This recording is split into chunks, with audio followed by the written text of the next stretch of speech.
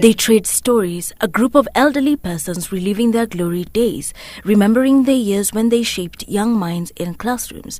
2 decades have passed since these teachers retired from teaching, yet they are still waiting to receive their dues. This house in Morori, Kirinyaga is the home of Justice Kabiru Githei, a retired teacher who died in 2015 at the age of 67. He, like many others, had spent years waiting for a payment that just never came. After his death, his 4 children dropped out of school for lack of school fees, his family still waiting. Najua wote walikuwa wanataka kwenda university, lakini kwa hiyo matatizo ikam-impress apate hiyo depression. Their father, one of 1,000 group of 97 teachers, as they are commonly referred to, who have died without ever receiving a cent of the money they have followed up on for years.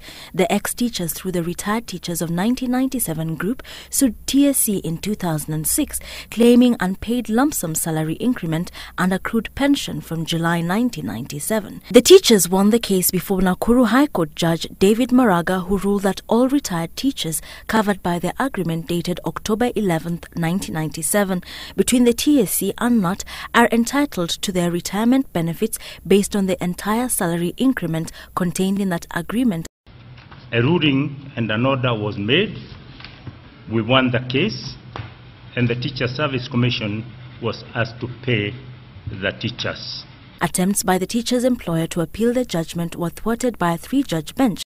Teachers calculating that the 42.3 billion shillings they were demanding would translate to about 600,000 shillings per teacher, or even more. Even if we are having children, they cannot support us entirely because they have their own problems.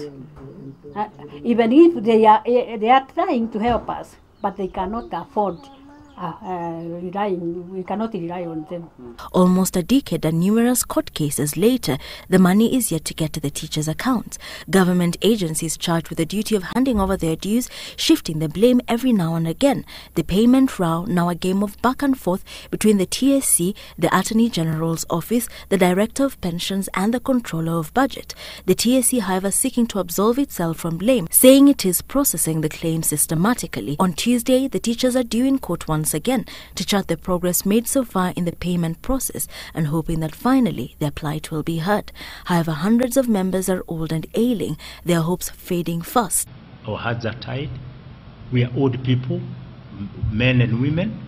Some are still ailing, and every day they wake up thinking they are going to get this money. While I meet those young gentlemen, they give me lift, they appreciate what I did to them, but the government did not appreciate because they never think that we are suffering. They calculate correctly and then they pay me and I feel happy.